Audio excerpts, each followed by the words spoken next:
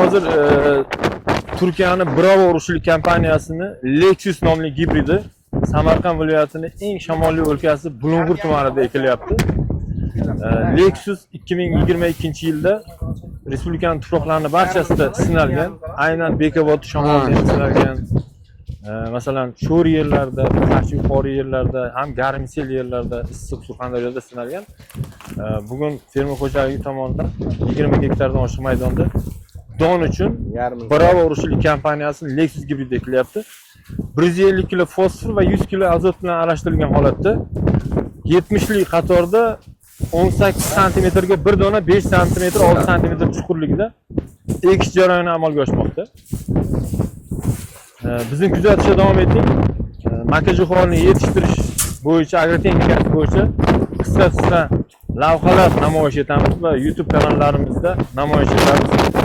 Va pastda telefon nomerlarini qoldiramiz. Ushbu nomerlarga telefon qilib agronomlar bilan bog'lanish mumkin. Xolos boshqa ekin eksangiz ham agronom xizmati bepul amalga oshiriladi.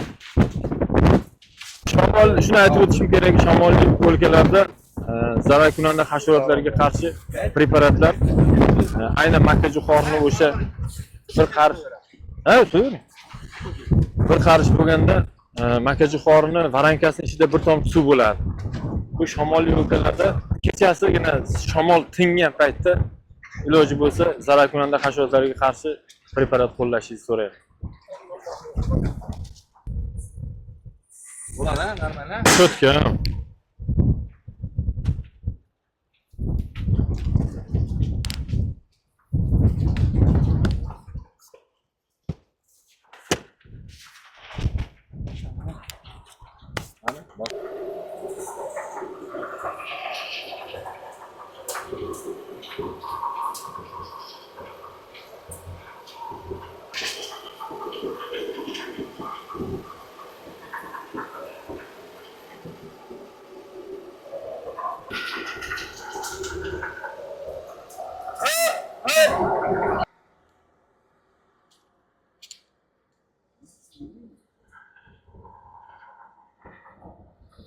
Hozir endi qarang-da, qarang, agar katta ko'chki qo'ysam, mana tuproq, mana bu tuproq.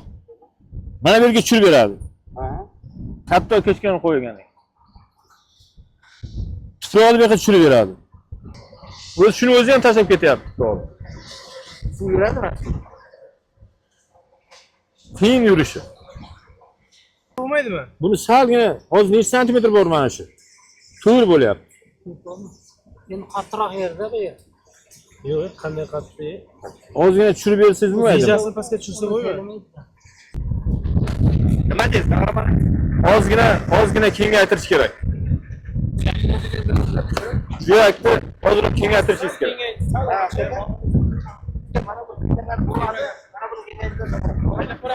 Ha. Hozir qarang. Bu unutchanlik yuqori, ham Vibrans degan dori bilan dorilangan. Maxim Quattro Vibrans. Bu yorib chiqadi. Ozgina ustiga tuproq chiqsa ham muammo emas. Lekin buni sal kengaytirib bering, suv bilan bo'lsa ham chiqarishimiz kerak. Tuproq qurigan. Hurmatli kuzatuvchilar, mana ahamiyat bering. Agar urug' tushadigan joyda qo'lingizga olib tuproqni mashina siqqaningizda mana bu biriksa, bu namda urug' chiqadi. Agar tutilib ketsa, mana bu namda urug' chiqmaydi. Hozir kuzatamiz. Agar mana bu chuqurroq eksak 10 cm bo'lib ketyapti. O'shaning uchun biz 5, 6, 7 cm gacha bo'lgan joyda bu tuproq shamol bo'lgani uchun quriydi. Nam quriydi. O'shaning hisobiga suv bilan chiqarish amalga oshiriladi. Normal buni rastayanasi, Aha. hozir betida urib. Betida. Nam yetib boraman-ku suv qo'ysa. Yetadi. Nam yetadi. Xo'p, hozir Sarvarbek, mana qarang. Hozir mana ekilganda urug'lar namga tushishi kerak. 5-6 cm chuqurlikda ekilishi kerak. Lekin hozir bu yerda nam yo'q.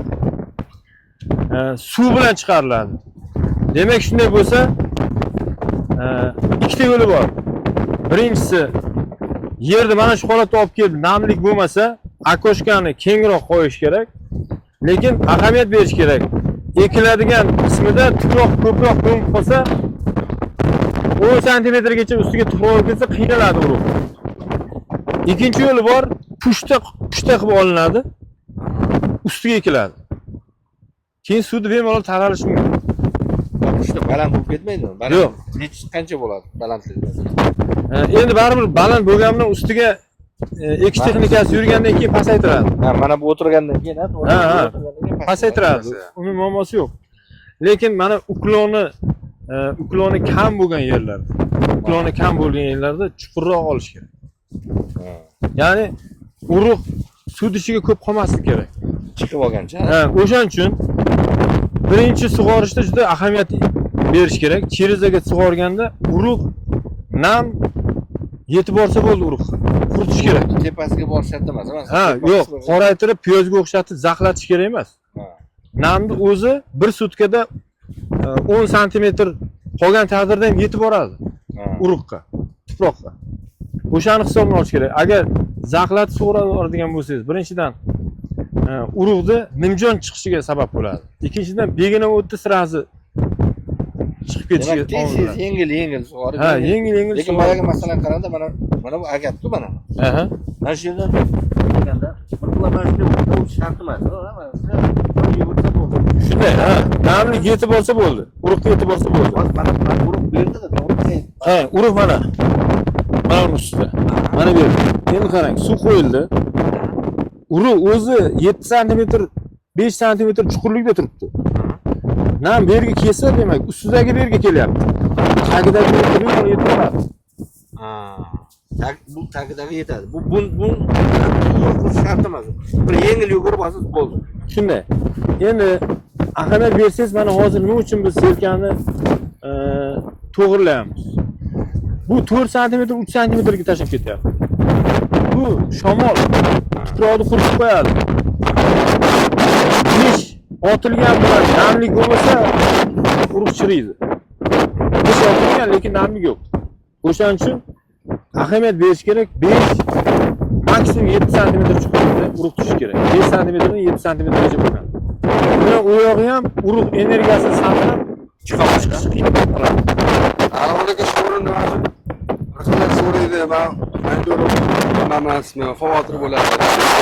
Endi qarang, bir qopida 50 ming dona urug' bo'lgan urug' 19 kilosi ham bo'ladi. Bir qopida 50 ming dona urug' 10 kiloligi ham bo'ladi.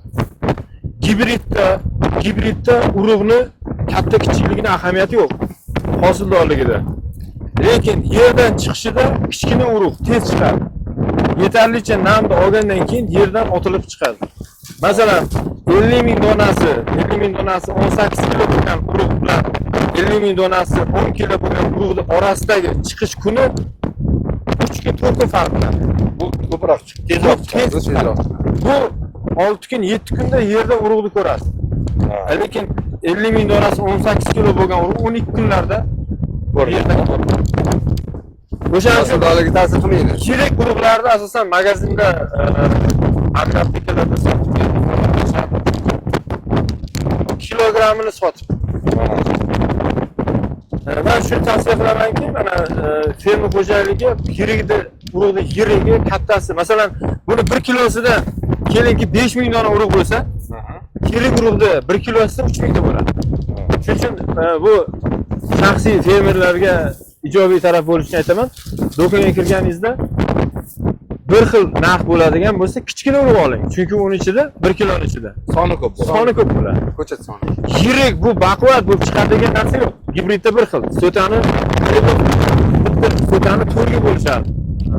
Masalan, LR eng ostida, qopini tagiga qarasangiz LR yozilgan bo'ladi. LF o'rtasi. MF, SFlar bu uch hisoblanadi. So'tani. Hozir mana hosildorlikda farqi yo'q. Mana 11 kilo 700 Lexusni nima qilasiz? O'zi bu Turkiyaga, lekin texnologiya qayerda? Bu toza to'liqligicha Turkiyani bu.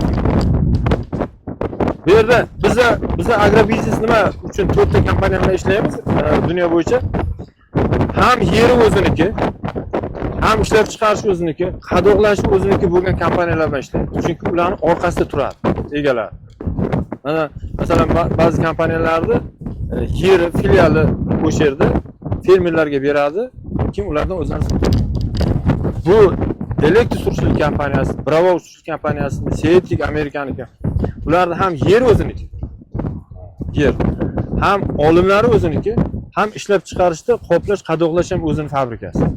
O'shaning uchun bu yerda har yiliga mavsumiy urushlik kompaniyasini olimlar kelib turadi. O'shalar bilan birgalikda. O'zi вообще-то umuman Amerika vatani. Makkajo'xonni vatani Amerika bo'lgani bilan O'zbekiston bo'yicha nomi Amerika bo'lishi mumkin, lekin Italiyadan, Turkiyadan urug'lar keladi. Faqat respublika bo'yicha Seetik urushlik kompaniyasining urug'i Amerikadan keladi. Buni bu Amerikadan kelibdi, ustunlik tomoni boshqa deyish noto'g'ri. Bu ham gibrid, bu ham gibrid. Gibridda eng tez farqli oladigan tomoningizda aytaman. Gibrid yoshligidan bir xil bo'lib o'tadi. So'tari yerdan balandligi ham bir xil bo'ladi. Bo'yi ham kesilganday bo'ladi, shakl bir xil bo'ladi. Tanla bo'lmaydi. O'shandan ham bilasiz gibridni. Bu Lexuslar 280 dan 340 gacha bo'ladi. Oziqa berishiga qarab. Ichidagi so'tani ichidagi mardagi qizil va yengil. Doni sarg'ich, yaltiroq sifati bor. Bizning mana shu hududga bo'yi qancha bo'ladi? Bu hududga bo'yi 280-290 atrofida bo'ladi. Makkajo'xorini 10 yillab mana shu dalaga eksangiz bo'ladi. Bu faqat sizdan fosforli o'g'it, azotli o'g'it xohlaydi. Hozir yana u maydonda ekiladigan makkajo'xor ekiladigan dalamiz tayyor ekan, uni ham ko'rib kelamiz. Ungacha mana texnikamiz tayyor bo'lib turadi. Hurmatli kanalimiz a'zolari, mana shunaqa shamolli o'lkalarda oladigan gibrid urug'ingizni avtobiografiyasini, ya'ni bilib olishingiz kerak. Necha kunlik, so'tani yerdan balandligi qancha. Agar siz o'rtacha so'tani yerdan balandligi 1.40 dan past bo'ladigan bo'lsa, 1.20, 1.40 bu shamolda yiqilmaydi. Agar 1.70 dan baland bo'ladigan gibridlar bo'lsa, ehtiyot bo'ling. Shamolda yiqilish xavfi yuqori bo'ladi. O'shaning uchun biz ko'pina joylarga borib, shamolli o'lkalar, issiq o'lkalarga albatta uni ob-havosiga, tuproq sharoitiga e'tibor beramiz. Chunki erta bir kun muammo bo'lsa, fermerning muammosi bizning muammomizga aylanadi. Shuning uchun sizlarga eng yaxshi varianti oladigan urug'ingizni egasidan so'rang. Bu urug'ni tarjimai holini so'rang. Bo'yi qancha bo'lishini, so'tani yerdan balandligi qancha bo'lishini, hosilini, shamolda yiqilmaslik xavfini albatta so'rashingiz kerak bo'ladi. Lexus Bravo urushlik kompaniyasining MF27, MF23 va Lexus urug'lari respublikaning barcha tuproqlariga, ham sho'rga, shamolga, issiqqa chidamligi bilan sinovdan o'tgan. O'shaning uchun mana bu odam uchirib ketadigan shamolga ham biz qo'rqmasdan Bravo Lexus urug'ini taklif qilamiz. Hosil bermaydi, to'g'rimi? Ko'p bo'lsa, Ko'chat qalinlik gibridlarda har xili bor. Gibridlarni masalan bargi keng gibridlar bor. Bu gibridlarni ko'chat qalinligini donichini 75 ming donadan oshira olmaysiz. Lekin bargi tik bo'lgan gibridlarni changlanishga xalaqit bermaydi, zich bo'lsa ham. O'shaning uchun ko'chat qalinligini oshirib boravering, uni zarari yo'q. Oziqasini mahkam bering bo'ldi. Hozir siz bu odamga nima deb keladi? 1 metrda bo'lgan ko'chatni sanab, masalan, nechtadan tushgan? Buni aytasiz, muammo bo'lmaydi. Aka, shuning uchun Bular gektariga 20 gektar maydonda 80 ming donadan ko'chat olgan, 25 gektarga 40 qop ketadi. 80 ming donadan tushsa. Endi buni ichida kultivator olib ketadi, chopiqda ketadi, mol yeydi, boshqa yeydi. 80 mingdan 78 mingta, 75 mingta urug' qoladi. 200 grammdan don bergan taqdirda so'tada 15 tonna don demak. Bitta so'tada 200 grammdan don bo'lgan. bularga tushuntirish menga qiyinroq bo'ladi.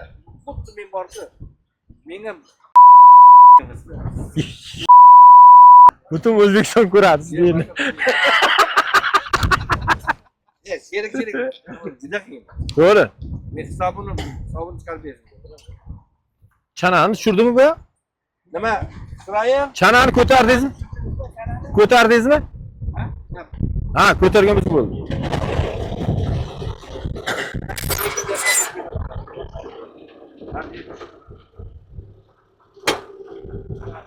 Mana kanalimiz a'zolari ekishni boshladik. Orada texnikamiz ochib keta olmadi. O'shaning uchun boshqatdan borib to'kirga qaldirg'ochini kattalashtirib keldik. Bu endi hozir 5-6 sm chuqurlikda va 18 sm o'simlik orasiga tashlab beradi. Hektariga 80 ming dollarga mo'ljallab urib tushadi.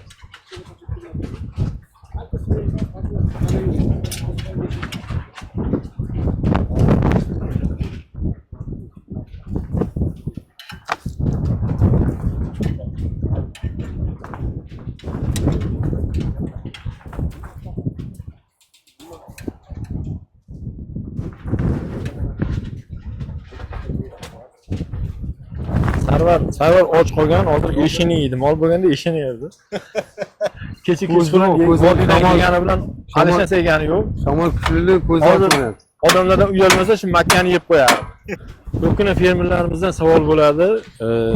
Bu gibrid urug'larni suvga uyutib, makkajo'xorini suvga uyutib eksak bo'ladimi degan. Buni suvga uyutib eka olmaysiz, chunki Maxim Quattro va Vibrans dorilar bilan dorilangan. Agar buni suvga o'tadigan bo'lsangiz, uni tarkibi suvda erib ketadi. Bu nima qiladi? Bu zamburug' kasalliklariga emlangan va tuproqda yog'ingarchilik, namlik ko'p bo'lgan joylarda chirib ketmasligi uchun. Ham bunda enerji bor Vibransda, unutganligini tezlashtiruvchi, ildiz ortishini tezlashtiruvchi. Agar buni o'tib ekadigan bo'lsangiz, buni tarkibini suv bilan ketkizib yuborasiz. O'shaning uchun quruq o'z holatda ekiladi.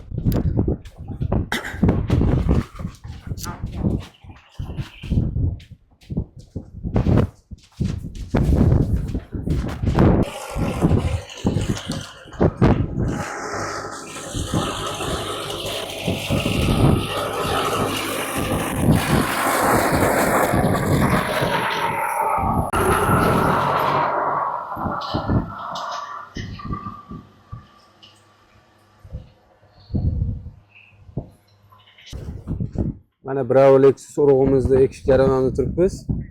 Ko'rib turganlaringdek mana texnika traktor dalada ekib 18 sm ga qo'yib ekib ketyapti.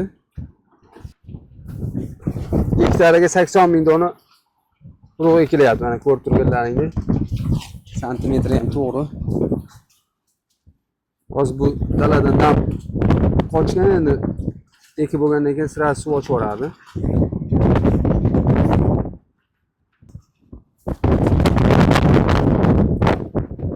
Zakonni ekyapti. Barakasini bersin. 80 ming donadan ko'chat ekilyapti. Ham don, ham silos yo'nalishiga. Mana hozir kecha soat 2 larda yo'lga chiqamiz. Samarqandga kelib, Bulung'ur tumanida Bravo urug'chilik kompaniyasining urug'larini ekdik don uchun. Endi yo'limiz Qashqadaryo viloyati Qamashi tumanida va yo'lidagi Qashqadaryo viloyatida ekilgan sinovdagi maydonlarimizni ham ko'rib o'tish niyatidamiz. Bizlar hamroh bo'lgan Sarvarga Sodiqjonov chorva oziqa ekinlari urug'lari bo'yicha yetuk olim Muhammad Emin Gulbaba agrobiznes kompaniyasining O'zbekistondagi general direktori va Kamina Qahramon Mo'minov Daryo yo'ldamiz. Sarvarjon Qashqadaryo yo'llaman. Vodiydan keldim kecha. To'g'ri Samarqanddan Qashqadaryo Yakkabog' 5 arsamiz, keyin Qamashiga ketamiz. Bizda sinovga kelgan dalalarimiz bor. Ularni kontrolga ketyapmiz. Alhamdulillah, har kuni yo'lda dehqonlarimizni kelgan dalalarni kuzatib yurishdi. Viloyat agrobiznes jamoasi birgalikda maslahatlarimizni berib yuribmiz.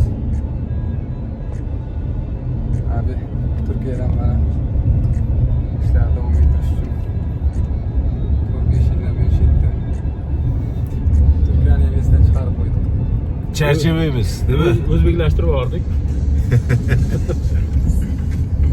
Umuman charchash yo'qmi? Yo'q, charchash qayerda?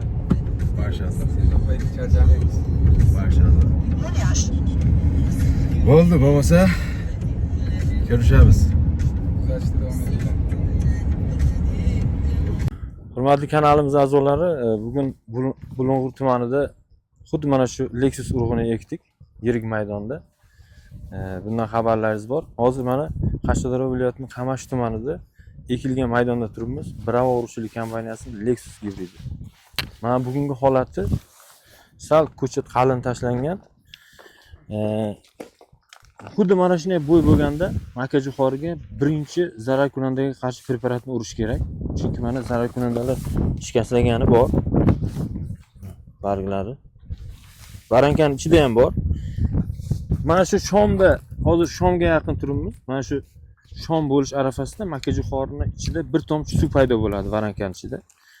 O'sha suvga dorining tarkibi tushishi kerak. Shtangali apparatda sepilganda tarkibida lambda siglatrin moddasi sepiladi, imamektin benzot moddasi qo'shiladi sistemli.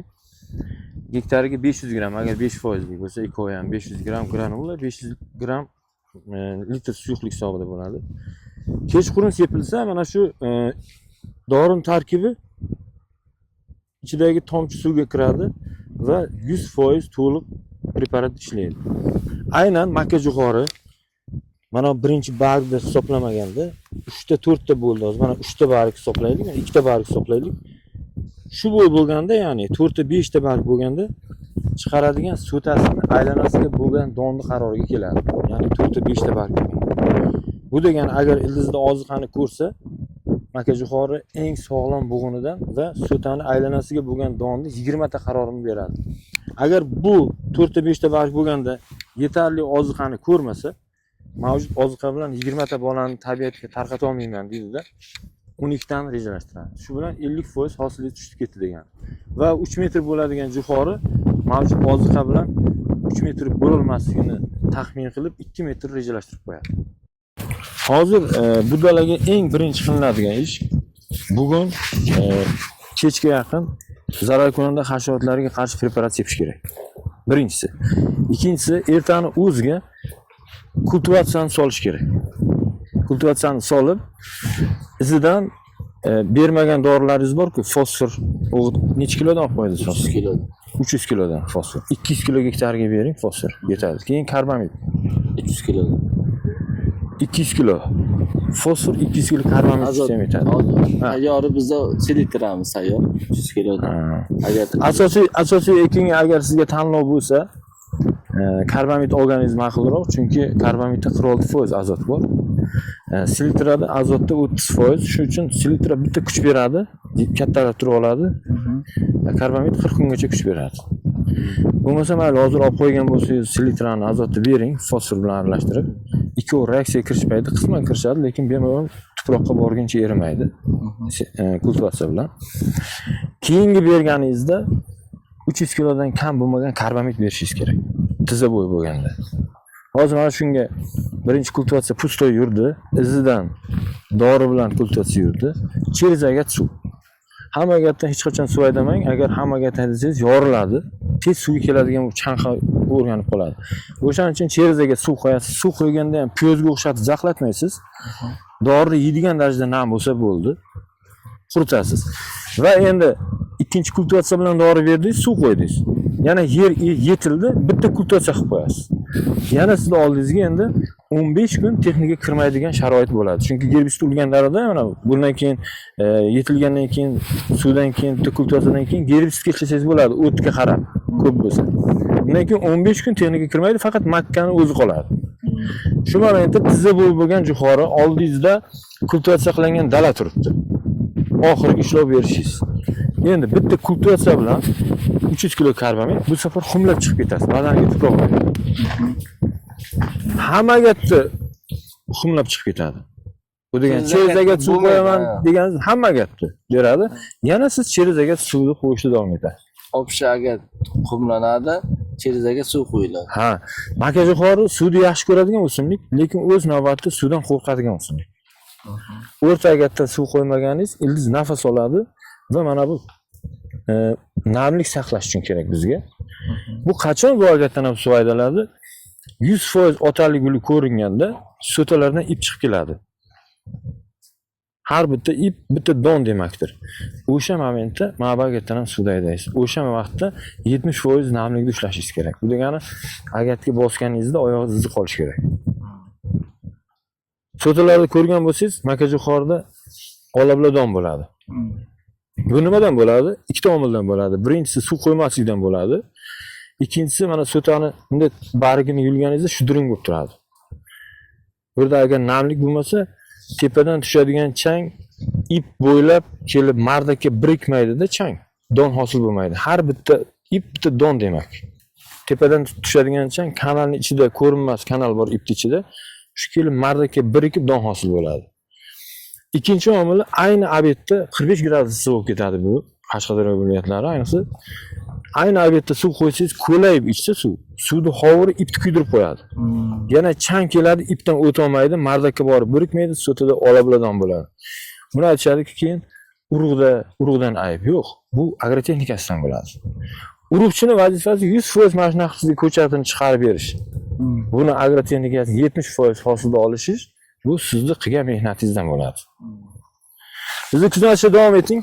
Hozir Qashqadaryo viloyati bo'yicha aylanib yuribmiz. Endi sinovga ekilgan maydonda 15 xilga yaqin makajo'xor urug'lari ekilgan sinovda maydoniga boramiz. Va undan keyin yana Samarqand viloyatiga, Buxoro agrobiznes tomonidan olib kelinadigan makajo'xorlarni respublika bo'yicha agronomlar bilan birgalikda kuzatib yuramiz. Marhamat.